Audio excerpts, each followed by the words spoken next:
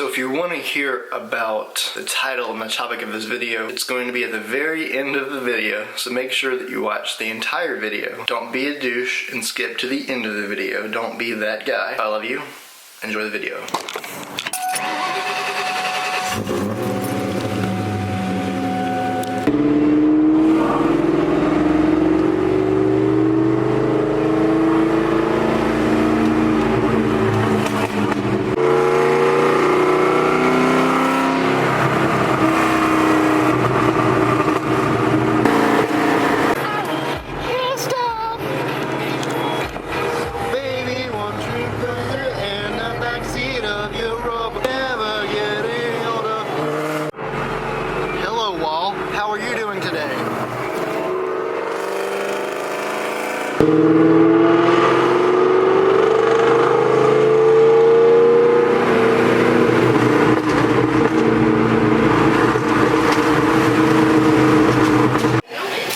Good, how you doing?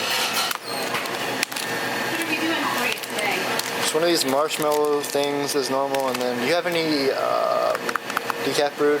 No, I just finished brewing the Midnight Bold, but I can brew pot. What's Midnight Bold? It's our dark roast, but it's a very smooth dark roast. Thank you. Here's to the crazy ones, the misfits, the rebels, the troublemakers, the round pegs in the square holes, the ones who see things differently. They're not fond of rules, and they have no respect for the status quo. You can quote them, disagree with them, glorify or vilify them. About the only thing you can't do is ignore them, because they change things. They push the human race forward. While some may see them as the crazy ones, we see genius. Because the people who are crazy enough to think they can change the world are the ones who do.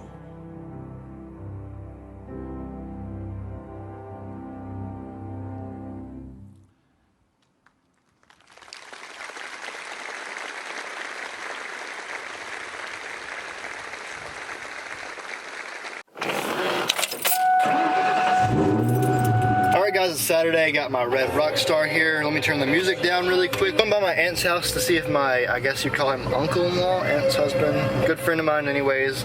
He's got some stuff that he thinks may be able to remove some of the screw-ups on my paint on the curb right now. So we're gonna try buffing out the top of the car and then the front of the car, and then I'm gonna head to the gym. So I'll see you in a minute.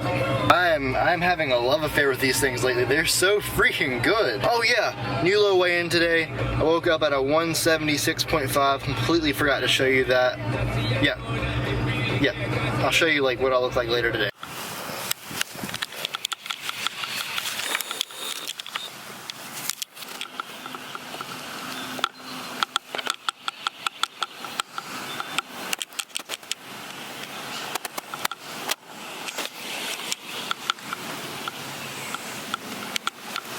I mean, just pretty big difference. What is it called? It's called, you get up at that Franco paint store.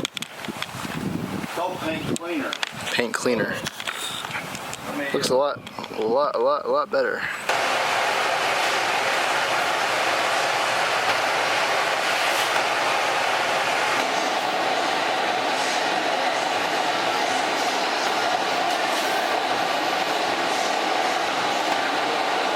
I was just curious to see if my arms were still around 18 inches after cutting. I actually started this cut around 184. I'm down to 176.5, so 8 pounds of weight lost. Still 18 inches on my right arm. Left arm is 17.5, so I don't feel like I've lost any mass at all. If anything, I look bigger than I did 8 pounds fatter, which is mostly because I lost a lot of the fat that was surrounding the muscles, making me look more blobby, and now I can see more definition. I haven't lost any muscle, or I don't feel like I've lost any muscle whatsoever. So this cut is going freaking awesome, guys.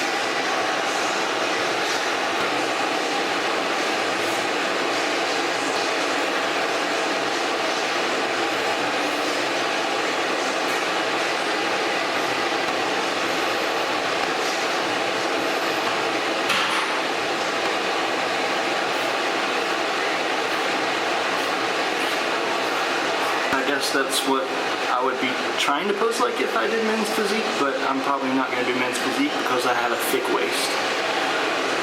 But it's always fun to think about. Alright guys, welcome to the end of the video where I answer some of your questions and talk about the title of this video. So question number 1 comes from Terrell1981.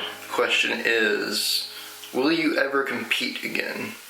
Am I ever going to compete in another bodybuilding competition? I'm probably not going to compete in another bodybuilding competition, but I do want to compete in the classic physique division. I do want to try that. I've never done that before, and I'm strongly considering competing in classic physique next year. Next question comes from Cash Fitness. The question is, what motivates me? What motivates me? Oh gosh, this is a difficult question for me to answer. I'm motivated by progress, just being able to move forward in the gym, being able to get stronger, being able to get leaner, being able to help other people move forward. I'm motivated by ideas. I'm motivated by creation, being able to create things, and there are a ton of people that motivate me that I look up to. You guys already know who those people are. So I'm motivated by people that are doing better than me, people that I look up to. I'm motivated by the world. I'm motivated by the fact that I'm alive. I'm motivated by the fact that I'm able to create things. I'm able to think for myself. I'm able to progress in life. Just it motivates me to be able to move forward, to be able to go in the gym and work out. I'm just a motivated person. I want to do things. Justin Holland asks, would you ever like to collab? Now, I didn't know this, but Justin just said in a comment below, but he actually lives in the city over from me, so Justin Holland actually lives in North Carolina. So Michael, you asked me a bunch of questions. You asked me a lot of questions, and I'm gonna answer all of them. I like that you spoke about the power of the subconscious mind. Have you ever tried self-hypnosis? So I've never tried self-hypnosis, but I do strongly believe in the fact that when you're more calm, when you're just more chill, that your brain is more receptive to ideas and taking things in, which is the same idea with just regular hypnosis. So if you want to affirm things, like affirm something over and over again that you want to happen, or write it down or think about it, if you do it when you're most relaxed, maybe when you've had a couple of beers, then it's going to sink into your head more. And if you do that consistently over days and weeks and months, eventually it will slip into your subconscious mind and it will be part of you, and you'll start trending toward that subconsciously without even knowing you're doing it. You'll start attracting that. You'll bring that towards you. So I do believe in self-hypnosis. I'm not exactly a self-hypnosis, like I'm not trying to hypnotize myself. I just know that when you're more calm, you're more susceptible to influence, like even self-influence, and I'm going to use that to my advantage. I'm not sure I understand the purpose and the concept of cutting and bulking. So cutting and bulking. So when you're bulking, basically you're going to be putting on muscle, but you're not going to be as lean. You'll probably be stronger. This is the phase as a natural bodybuilder where you're able to put on muscle, but you're going to be more bulky, like you're not going to be as lean. Then you cut down. When you cut down, you're cutting off all the fat. So every year when you bulk up, it's kind of hard to see much of a difference because you just have a lot of fat covering the muscle.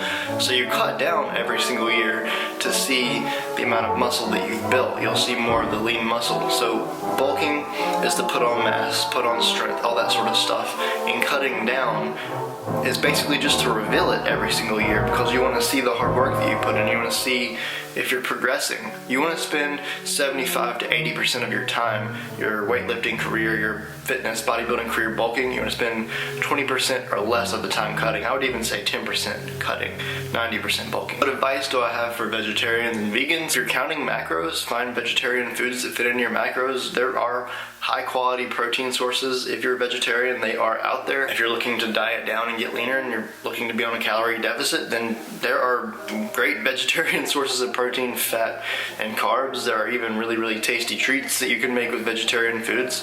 So my advice to you is don't let the stigma of being a vegetarian hold you back from building muscle or cutting fat, because it's absolutely not true whatsoever. Go do it. Go accomplish your dreams. What are my thoughts on organic versus non-organic? Non-organic is not as ridiculously pricey as organic.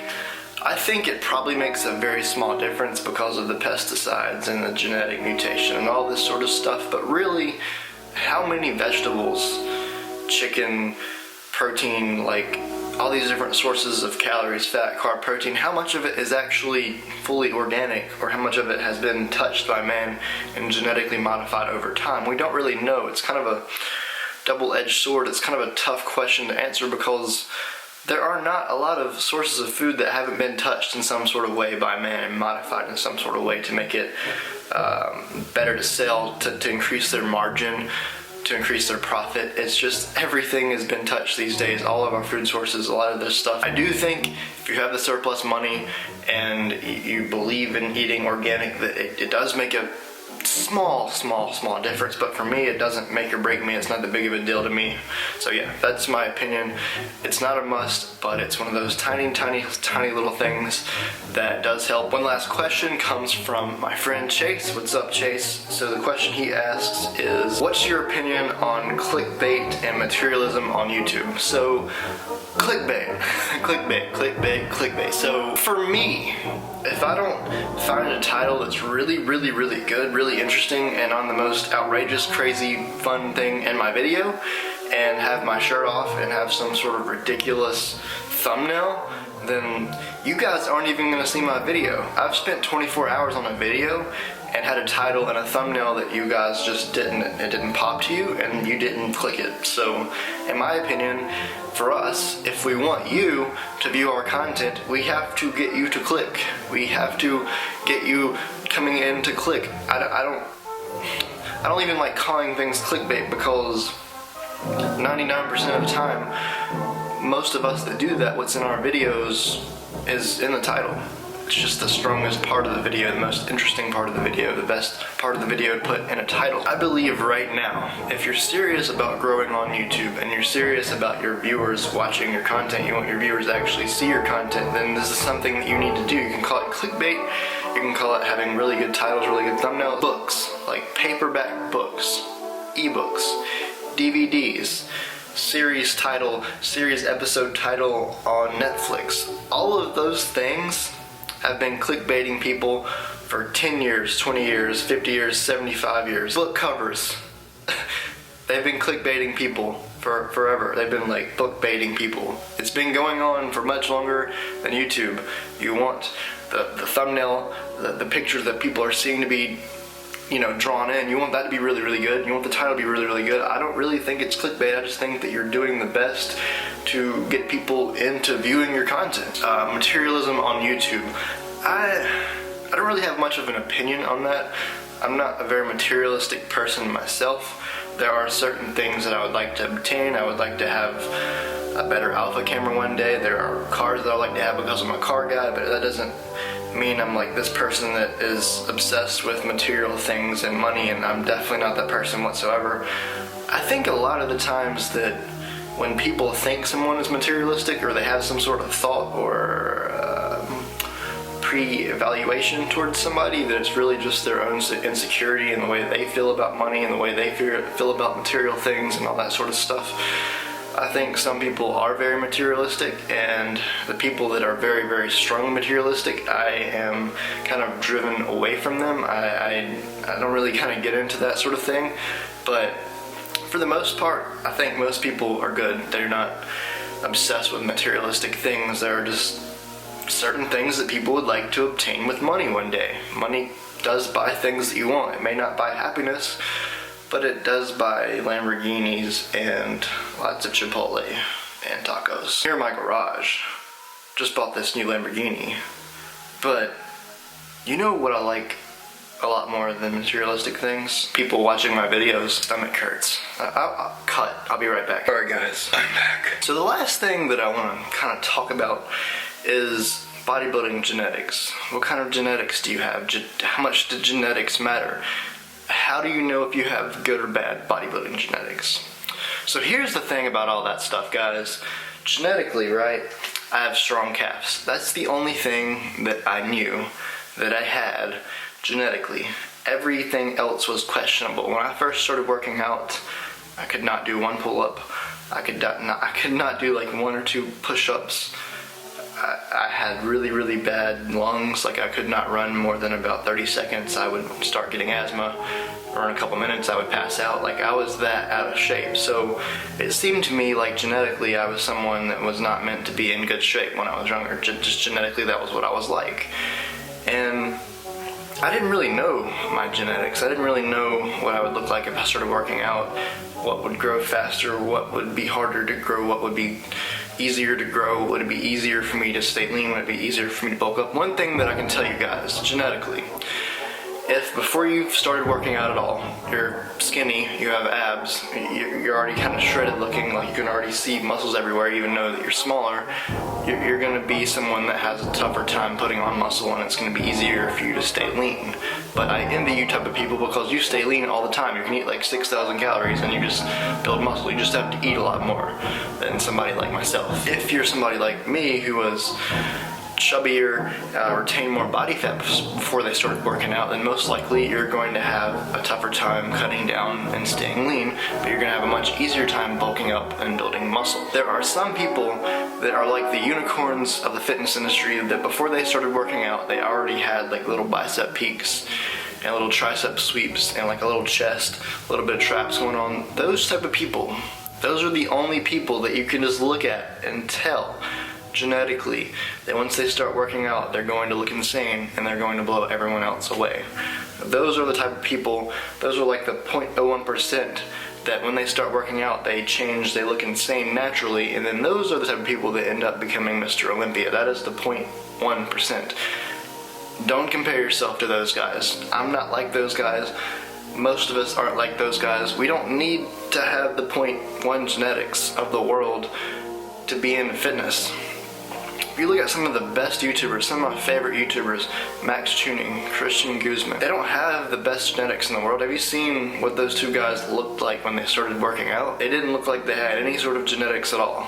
And Max, now deadlift 600, has a pretty good physique. Christian Guzman has an awesome physique, pretty strong on all of his lifts. Point is, guys, we don't really know what our genetics are or what our genetic potential is. Maybe you have one body part that sticks out more than the others that's bigger, or you know, one body part that's more developed without even working out. Like I said, for me it's calves, but other than that, I had no idea what I was going to look like, what my genetics were going to be. A lot of people will say that I look the way that I do right now because of genetics, and the truth is I've been working out for almost 11 years. I've seen people naturally accomplish what I've accomplished in 11 years in 2 or 3 years. So I feel like I have favorable genetics, but I don't have the 0.01% genetics. I don't even have the 1% genetics. I would probably put myself in the top 20% as far as genetics. I don't have the worst genetics in the world. I don't have the best genetics in the world, but I have some pretty good genetics. The point to what I'm saying, guys, is 99% of us aren't really gonna know anything about our genetics, what we could do, what we will look like, what we may look like in 5 years from now until we actually start working on it. So don't worry about what this person looks like, or the most shredded or most jacked or most built guy on the internet, because you don't know anything about that person. Should you stay natural or should you jump on steroids? This is a very controversial question, and here's my humble opinion. If you have been working out for a while, 3 or 4 years, and you have developed a lot of muscle, and you do see that you have some pretty incredible genetics, and you do want to be an IFBB pro bodybuilder or higher, then by all means, that's part of the game. Go ahead, do it. Take steroids, that's fine. But if you're just like me, and you're just trying to build up a fitness brand, and you just want to inspire people through your journey, you want to help people, you want to build a company, you want to build a business, there is absolutely no need whatsoever to jump on steroids. You don't need them. You can look good naturally. You don't have to look completely insane and freak people. You don't have to be one of those guys that walks in the room and everyone just knows that you're on stuff. It's not that big of a deal. Like, you can look really, really good naturally. And the thing is, when you first start lifting, when you first get into it, we're all guilty of this. We look at the top people in the industry and say, oh my god, we just like look for the best, look for the best, look for the best, and we're inspired by that, and we're shooting for that for a while. But once we've been lifting for 2, 4, 5, 6 years, that goes away, and you're no longer working out to look like ridiculously insane. You're working out to progress, to bench 5 more pounds, to build a little bit more lean muscle mass, to continue being consistent, to keep bettering yourself. It's a lifestyle, it's something you do, you love it, you love the process, you love everything about it. It's not about looking like this guy or this girl or this person anymore. It's just about bettering yourself and helping other people in the process. So if you're 16, 17, 18, 19 years old and you're a skinnier guy and you're just not putting on muscle quick enough and you're thinking maybe I should jump on a cycle of steroids, don't do it. Don't do it. Number one reason being, once you jump on something like that, you don't ever want to go off, because once you go off, you're going to end up smaller than you were before you started the cycle.